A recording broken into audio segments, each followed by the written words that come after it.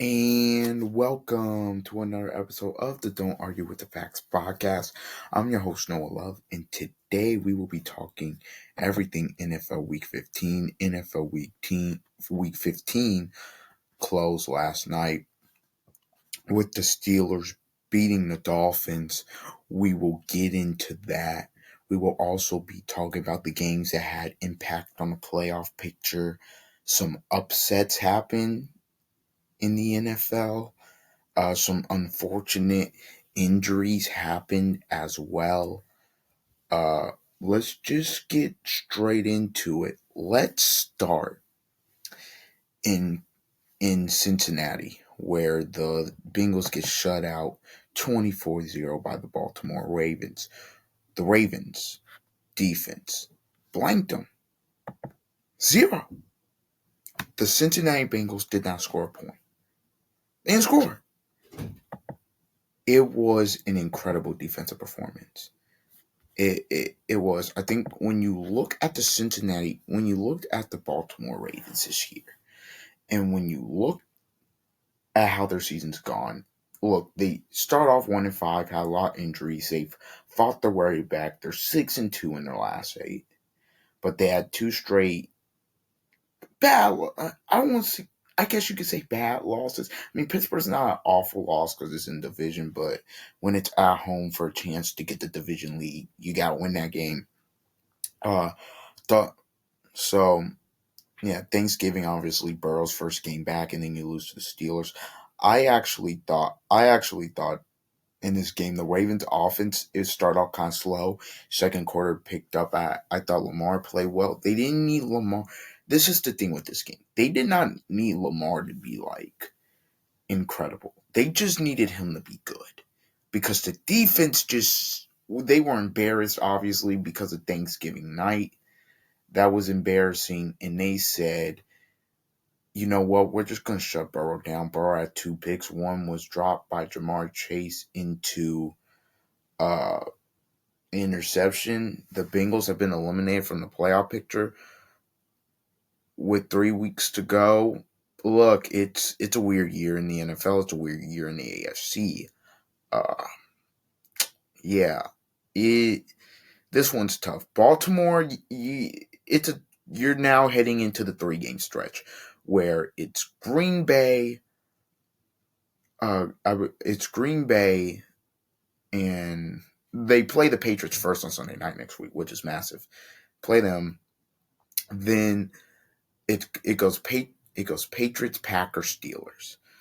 You got the Packers game on the Packers game on the road, might be a Saturday night, and then you get obviously the Steelers. And if it's the Steelers for the North in that game, honestly, I'd favor Pittsburgh early on. We'll get to Pittsburgh later. I'd favor Pittsburgh early on just because I think Lamar on the road at Pittsburgh has not been good, really, in his career. So, yeah. To me, I want to talk about the Bengals here. The Ravens did a really good job in this football game. Obviously ran it well. They won. Obviously, they needed this. I want to talk about the Bengals for a minute. I've seen a lot of discourse online about Burrow and what's going to happen with him. Is he thinking about retirement? I don't think he's thinking about retirement. I just think losing sucks. It sucks. And you have to think about when he came into the league. The first year in 2020, we knew it's going to be rough. ACL. He gets an ACL. He's out. Rehabs, comes back. 2021, they draft Ja'Marr Chase. They go to the Super Bowl. 2022, he started off that year injured. So they had to work. Then they get hot. They end up going to the AFC title game, end up losing a nail biter to Kansas City. And that's where it has ended. That next year comes. I believe they finished 9-8. Burrow's out for the year. It looked like they were gonna be in the playoffs again. Then Burrow injures, like I think it might have been his wrist or something like that. Out for out for the season. They finished 9-8. Jake Browning tried, it didn't work. The next year, even he starts off a little bit injured, but he plays. And they play, but their defense just isn't that good. It's 9-8 again. And now this year, they start off fast, or I don't want to say fast. They start 2-0. Burrow gets hurt in the second game of the season. He's out for basically 3 months. They tried to keep the ship afloat. If the defense was better, maybe they'd still be in the conversation. Essentially, he gets back. Obviously, the Bills game happened. Season's over. And you're going to be without Trey. You're not going to have Trey Hendrickson next season because you paid him. The future of your defense doesn't look quite good. Maybe you can get somebody that's great in the draft, but your evaluation of talent hasn't been great. It is, let's just say the last 3 years have been a disaster. You will say disaster because when you have a franchise quarterback, and you have a guy like Joe Burrow, you should not be missing the playoffs. You should not. In the last 3 years, the Browns have made the playoffs. Yeah, the Browns have made the playoffs. The Browns have made the playoffs. The Ravens and the Steelers have made the playoffs. I know the Ravens have won the division, obviously. And look, we'll see with this if it's the Steelers winning it again. But the point of it is, where do you go from here if you're the Bengals? Well, the real answer is you wake up and you go to practice and you try to finish the 3 games out strong. But then after that, where do you go from here? And I'm going to be honest, does a part of me think Joe Burrow wants to get traded? Maybe a little bit. I don't know. Maybe. That's pure speculation. I don't know. Maybe. Does a part of me think he should get traded? Should the Bengals willingly trade him? No. But does a part of me think he should demand a trade? Kind of. Your offensive line has been bad since he's gotten here. The defense has just progressively gotten worse. When you came into the season, you knew that look, I know Mike Brown is cheap. Burrow said he wanted Hendrickson, Higgins, and Chase to get paid. Them playing Hendrickson, all 3 of them for at least a year, that's on Joe Burrow. Because the organization gave you what you wanted, and well, you saw what happened. Now Hendrickson's going to leave and go somewhere. I don't know where he goes, but he's going to go somewhere. And probably be a big contributor on a championship contending team. It's not good for Cincinnati right now. It's really not looking too good in terms of the future right now. So look, and especially like for your defensive player, Shemar Stewart is like a couple years away. You're not good in his secondary. Your line, Logan Wilson's got traded. It's rough right now. Ravens beat them 24-0. Great, look, good win by Baltimore. Obviously, that's no doubt about that. But you just have to think about this from the Bengals' perspective and just be like, where have we went wrong? Now, part of it has been injuries, but part of it is you just have not assessed your talent well, and you just have not done a good job of roster building. And you can say this year isn't all Mike Brown because of what Burrow said, whatever. Mike Brown, A, didn't have to pay them, or B, he should have done a better job in the previous 2 years roster building. it could have done he could have been better in previous 2 years roster building. So yeah. Now let's go down to Kansas City, where the Chargers beat the Chiefs 16-13 in a game that eliminates the Kansas City Chiefs from the playoffs. Yes, the Kansas City Chiefs will not be in the playoffs. At 5-3, when they started 0-2, they had won 5 of their last 6. At that point, you're thinking, okay, Kansas City, they're gonna do it again.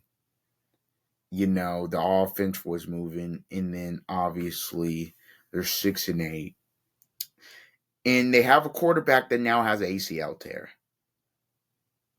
This, first of all, I didn't see this. Big time win for the Chargers. I didn't think offensively, obviously, they were great. It was a rock fight. They did enough. The Chargers did enough to win the game. I thought the defense the past 2 weeks have been the reason they're not that they're what would they be if they didn't win the last 2 weeks? The defense is the reason why they're not 8-6 in the offense instead of 10-4. Their defense has played very well, forcing turnovers in this game. Look, the Chiefs, they went down and got 7 early and then just did nothing the rest of the game. They couldn't run the ball. It's rough. It's rough. Chargers, this game increases your playoff chances really big time. Look, I know your final 3 are Cowboys, Texans, and Broncos. So look, I know that's tough. Look, Cowboys are still playing for some this week. We'll get to them because they're essentially dead in the water. We'll get to them, but yeah, brutal. The Chiefs. It's been a disaster of a season. Started in week 1, where obviously you lose to the Chargers in Brazil, and then Worthy gets hurt in the game. It doesn't. They're now done. And in terms of the 7-year run, it's done. And the dynasty, at least this era of it, is over. Obviously, there will be a new AFC champion. We know that for sure. There will be a new champion in the AFC. There'll be a new champion. Also, Mahomes was an ACL tear. He had the surgery yesterday. I don't know, obviously, what the timeline is. Can he be back by the beginning of next season? Maybe. The Chiefs, there's a couple things that need to change for Kansas City. There's a couple things that need to change. One, the offensive scheme. You gotta fire Matt Nagy. You gotta get somebody in there. It's just so predictable. You have to do that. Two, you got offensively outside of the scheme. There really isn't much I change outside of get a better running back. In terms of getting a better, there's really nothing like the people that are in the building. Like I'm assuming Mahomes gets back, but you do have Rice, you do have Worthy, you do have Brown. Now Travis, that's going to be a topic of conversation. Will Travis Kelce come back next year? I have no clue. We'll obviously have to wait and see. If he doesn't, do you go and get another tight end? Do you draft one in the draft? Is Noah Gray? Do you believe Noah Gray's the guy? Like, I don't know in terms of that. So look, for Kansas City, you got a lot of questions to answer. I want to go back to the Chargers here, though, real quick. The Chargers still have a chance to win the AFC West. If the Chargers don't win the AFC West, it will be because they got smacked at home by the Commanders and they went on the road to MetLife Stadium and got smacked by the Giants. That's the reason. That will be the reason. Look, they're going to get into the playoffs. They're going to be a wild card. Depending on who they play is dice. It's dicey. If they play Jacksonville again, Jacksonville right now, that offense is on a heater. They're on an absolute heater right now. I mean, Trevor Lawrence had 5 total touchdowns. Trevor has been balling. And yeah, and in terms of maybe you get New England if you fall to the 7th spot somehow, or that would be an interesting matchup. Or maybe you somehow go up to the 5 spot and you end up with the AFC North winner. If it's the Steelers, that's interesting. If it's the Ravens, man, Lamar and Herbert playoff game. I think the Chargers, look, the AFC is so wide open, anybody can be anybody at this point. That's really my thought. Anybody can be anybody. We just saw. I thought the Patriots looked like the best team in football for a half, and then the Bills come back to beat them. And I guess I'll just segue that in now to go there. I wasn't gonna go there, but you know what? Let's just go. Let's go Foxborough, where a 21-0 lead for New England evaporates, and the Buffalo Bills stay alive in the AFC East race, winning 35-31. I cannot stress how bad of a loss this is for New England. This is bad late in the season.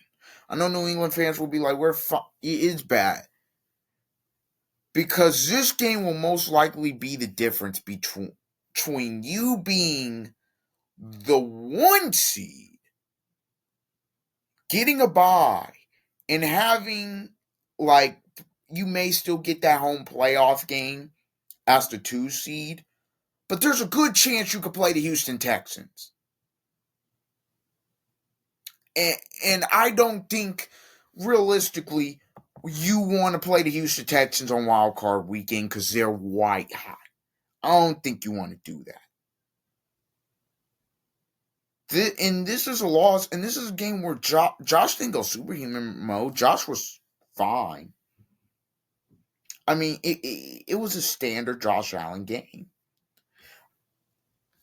They ran the ball well. Look, when it was 21-0, I'm saying, woo. But New England looked like they could go win Super Bowl. Defensively, they were doing everything right. Offensively, Henderson. They ran the ball for 246 yards and lost the game. Now, in the preview, I talked about this. I said, you cannot let Stephon Diggs beat you. He didn't beat him.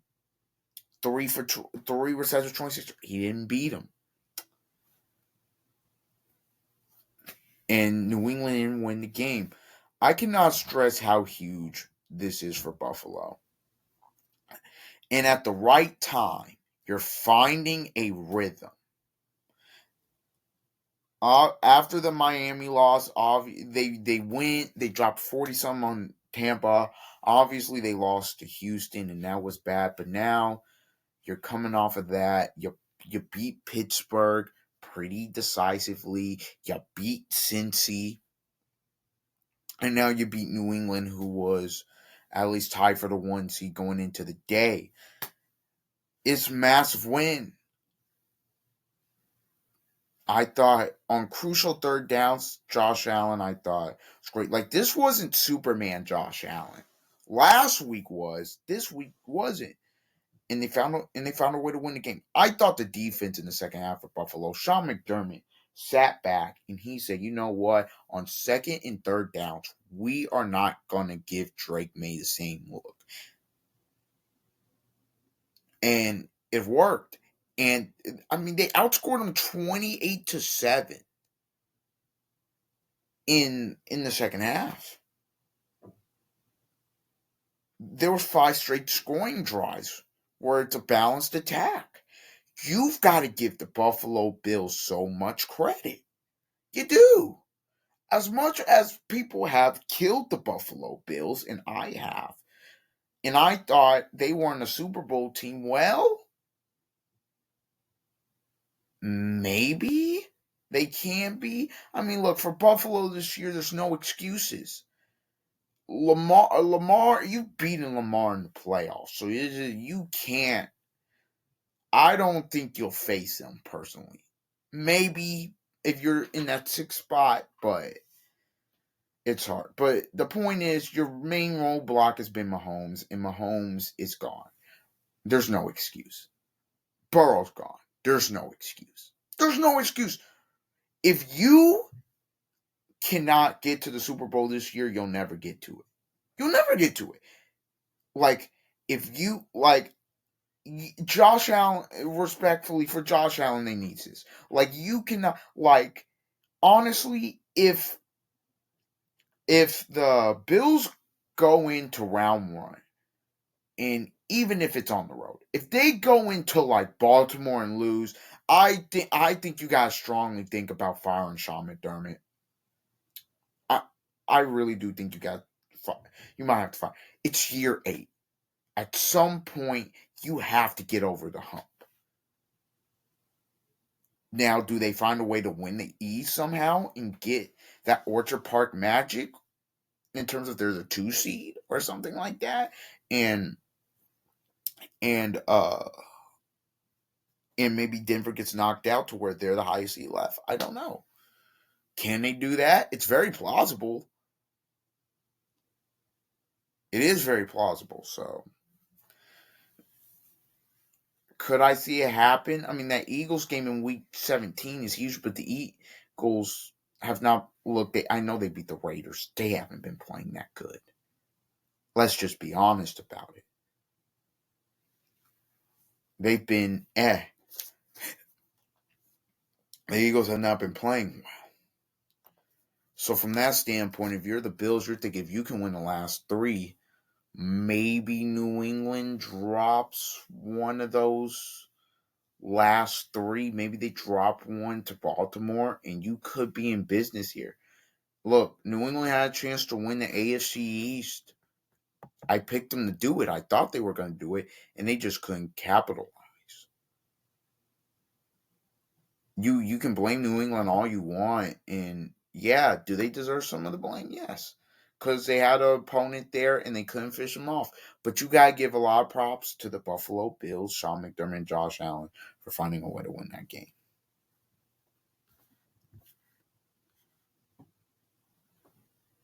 Now, we'll go to the Windy City real quick, and this has nothing to do with the Bears, really. It I'm only talking about okay, Shador didn't play well, whatever. The obviously learning experience. What is this with the wrong wristband? Stefanski, what is happening? What is happening? So I guess Shador, he's saying the cards fell out of the wristband with play. Stefanski saying we gave him new play. What? What is happening? What's happening here? You have to ask yourself that question. And I'm not like this conspiracy theorist all the way. Like I'm not that guy that comes on here and tells you, well, this guy's getting sabotaged. I don't I don't know that. You don't know that. Maybe it was an honest mistake. But you have to look at Stefanski sideways and be like, you haven't been wanting to play him all year. It's clear that it looks like you don't like the guy. For some reason, I don't know. You don't want him to be your quarterback. It seems like you were forced to start him by the GM. What's really going on here? Seriously, you have to ask that question.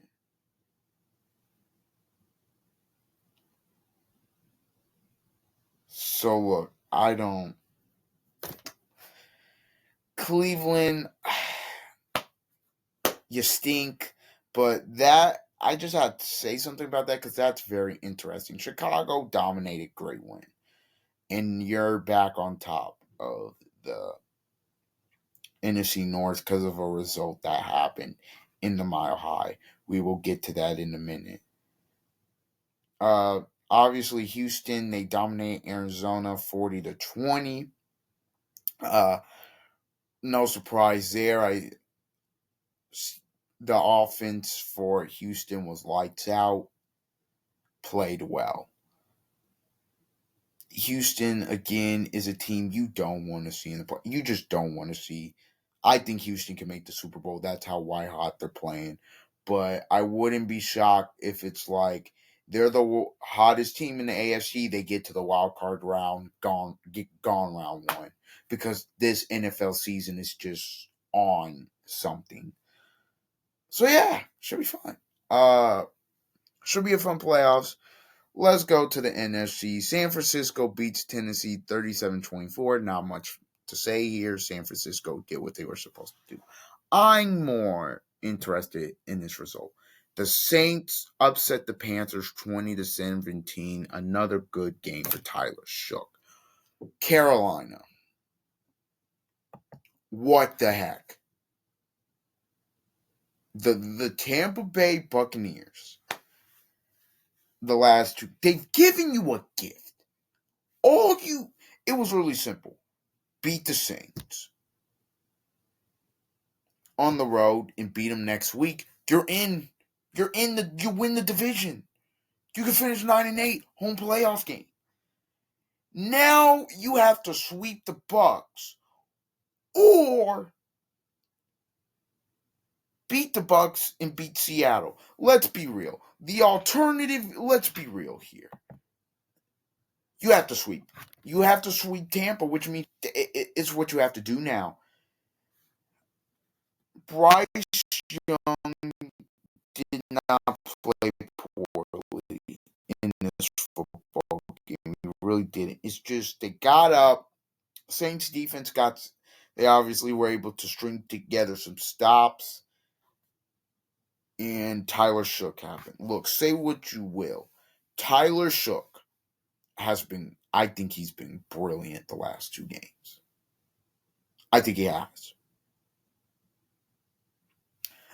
I think that the Saints potentially have the quarterback of the future. I really do. I think Shook has been very good. Obviously, he can move. He's been great with his legs. Obviously, has good arm talent. He's beaten the Bucks and he's beaten the Panthers twice.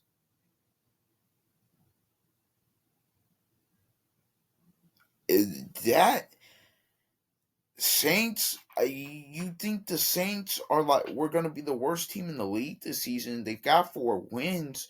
You got to give some credit to Kellen Moore, obviously, and then he makes the move to Shook, and they've been playing better now. In terms of their outlook for the offseason, we can talk about that another time. But this is a very good win for them, and maybe it'll give them some momentum going forward there for not only for the rest of the season, but for next season. Carolina, this is inexcusable. It's inexcusable. It was inexcusable for Tampa Bay to do it. At least Carolina, at least you had the gall to lose on the road here. But honestly, no, I'm not giving you that because you lost at home too earlier. So I'm not giving you that. So, no, it's inexcusable. You have the Panthers at home this upcoming week. In the game where if you lose it, you're probably not going to the playoffs. If you win it, you got a good shot. You got a good shot if you win it. Well, We'll see what happens. Look, we'll preview that game in my NFL Week 16 preview and predictions, but that's bad. That's a horrific that's a horrific loss, Carolina, this late in the season. That is, whoever wins the NFC South is just gone round. They're gone round one because you're most likely going to get the second place team in the NFC West, and they ain't playing around with y'all. Let's go to Seattle, where the Seahawks find a way to beat the Colts off the leg of Jason Myers 18-16. Seattle, offensively in this game, it was just it was kind of bad. I think they have a problem offensively, especially when they get in the red zone. I think they had a couple of miscues. They couldn't run the ball in this game. Obviously, JSN did JSN things. I thought the Colts defense played their tails off in this game. Honestly, I'm going to be honest. Put the bias aside. I thought the Colts outplayed them for a majority of this football game. I did. And to be in the game with 40 something seconds to go to have the lead and then to give it up like that, and after Groupie makes a 60-yarder and then Jason Myers comes back and makes a 50 something yarder to win. That's brutal. That is brutal. That's heartbreaking. In a game where you should have won. And look, I'll give the Colts this. They went in there and they fought their tails off. They were playing. I give them that. But what let them down? Coaching. Late in the game, I really do feel like Shane Steichen, in terms of his play calls, very considered. I'm going to talk about the play call where they're up 13-12 and it's 3rd and 5. And he calls a screen. What is that? What was that? Seriously. You would have been better running a halfback draw. I didn't like that. Just let Phillip throw arrow route. You can run mesh, something. I don't know. I take my chances with that than just, we're going to run a screen and we're going to lose 4 yards. That was bad. Look, Seattle, it did not look pretty. And in the National Football League, it doesn't have to look pretty.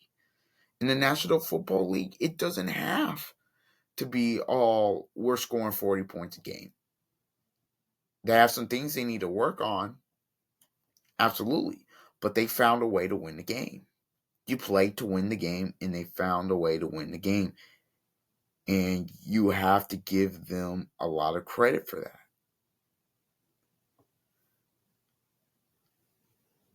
Shout out Darnold. I thought Darnold in the second half really stepped up his game with some of his throws. Part of it was he had a lot of time. Obviously, he was just going through his progressions. I thought, again, Seattle's offensive line was okay. Darnold got hit a lot in this football game. Look, I will say this. Indy fought their tails off. They probably deserved to win the game. And sometimes it just doesn't go your way. I thought Phillip Rivers, for what he was stepped in the ass to do. He's 44 years old. He's coming off the couch. He only gets sacked one time against that defense. He stays in it. He gives them a chance to win the game late. He gave him a chance to win, and you can't. I don't know if you can fault. Look, props to him. He coming off the couch and doing that. That hats off to Phillip Rivers and the Colts. Good win by Seattle. They play the Rams on Thursday night.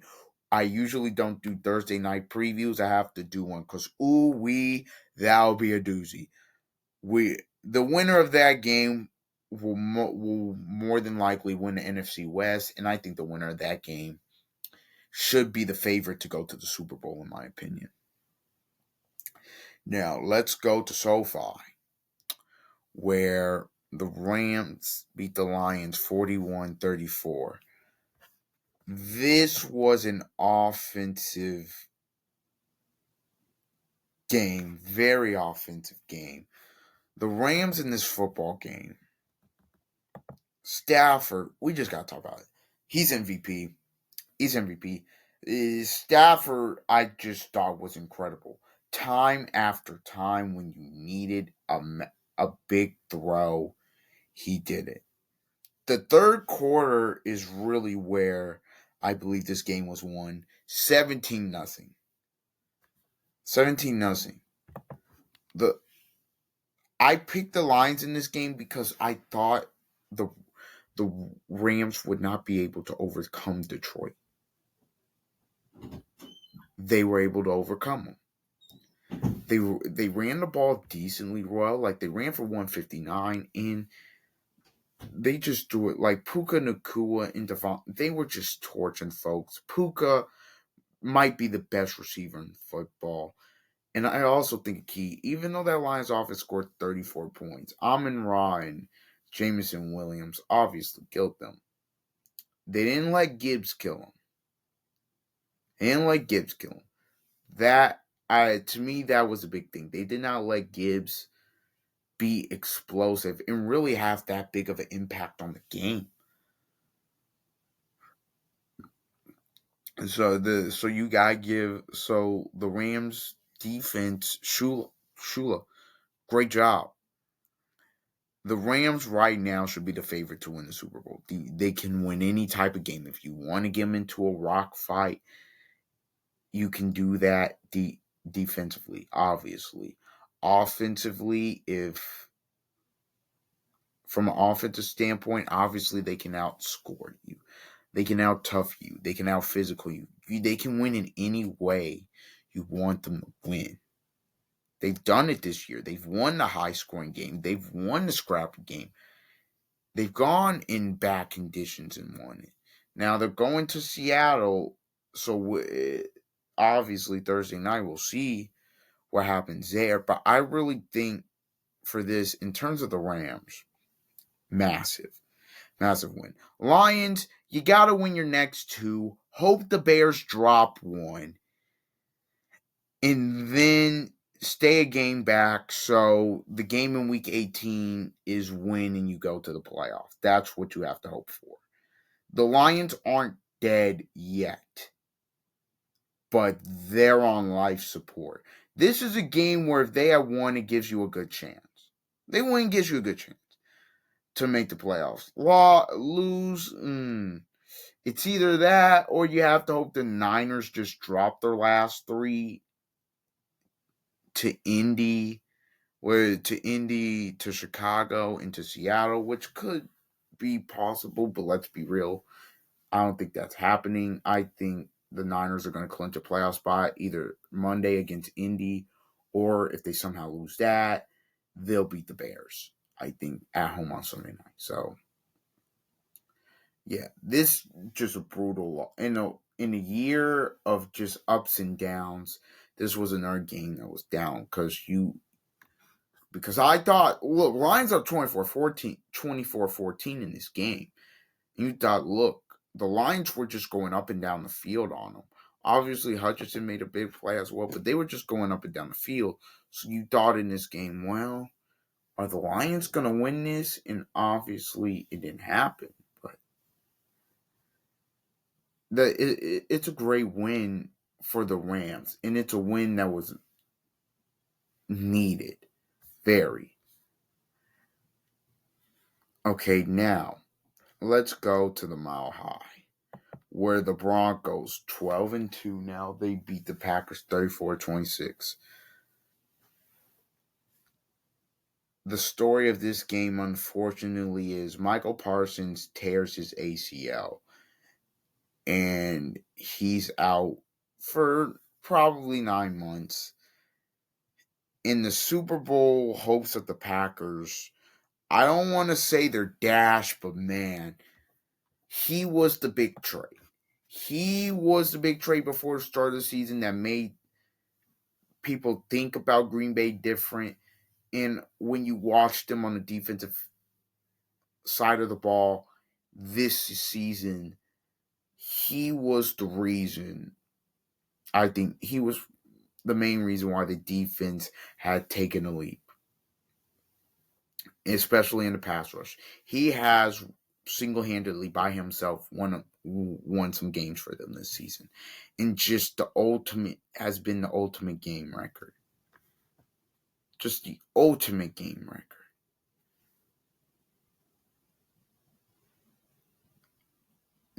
This is brutal. They just paid him all that money as well. It just once you saw, and it was non-contact, and you saw it right away. I'm just like, dang, man. And now if you're the Packers, that's a blow, obviously, big blow. But and you lose the game. You have to dust yourself off the mat. You have to get up and you play on a Saturday night at Soldier Field, and you have to find a way on the road to win and take the division lead back. You just have to find a way to do that. From the Denver point of it, from the Denver side of it, and we'll come back to the Packers, but just from the Denver side of it because they won the game. Bo Nix was incredible. 4 touchdowns, no picks. Used his legs in critical situation to get out of sacks. This might be the best game Bo Nix has played all season. It might be. Genuinely. He was fantastic. Every right decision, he made it. Every big play offensively, he made it. They were down 23-14 in this game.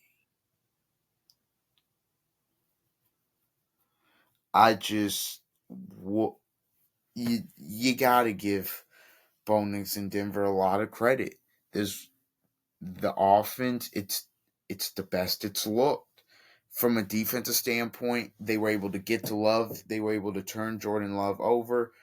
Also, Christian Watson gets a shoulder injury in this game. I forgot about that. Brutal day for the Packers. Brutal.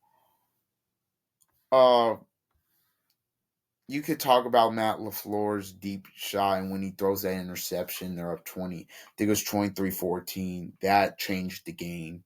No doubt in my mind it did. Taking a deep shot on like 3rd and short. Woof to Green Bay. I mean, just woof. That's all I can say about that. Denver, obviously, New England losing was huge. They capitalized. Denver looks like they have the inside track to be the number 1 seed.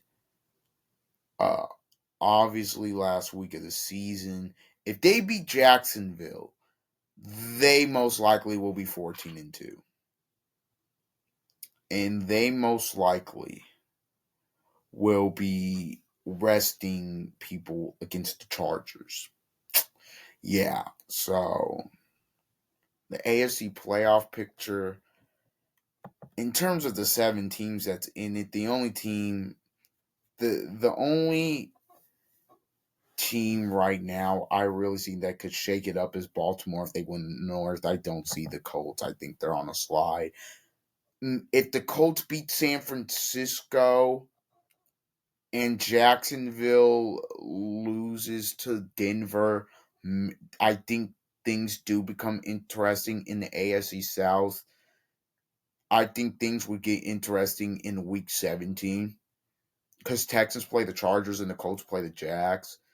And so if the Colts were able to somehow win 2 in a row with Phillip Rivers at quarterback, and that would come down to the last week, that would be fun. I don't think that happens, though, truthfully. I really don't. But you never know. Crazier things have happened in this league. So we'll see. And let's go to Dallas for Sunday night, where Minnesota finds a way to beat the Cowboys. 9. I guess 9 showed up. Look, I know I've said it too many times in terms of credit, but I'm gonna say it one more time. You gotta give Minnesota credit. They were already eliminated before the game. They knew that. Their season essentially is over. They knew that. They went out, played their butt off, and found a way to win the game. J.J. McCarthy played very good football on the road, and they said, you know what, Dallas, if we're gonna be at home, you'll potentially be at home with us. J.J. McCarthy played very good, 15 and 24, 252 touchdowns and a pick. A guy that had been really struggling in the game, in just in games, and Dallas made him look good. They most definitely made him look good. In terms of Dallas, Dak, he had no touchdowns, no picks. George Pickens didn't have a stellar game. CeeDee Lamb did though. This is a brutal loss.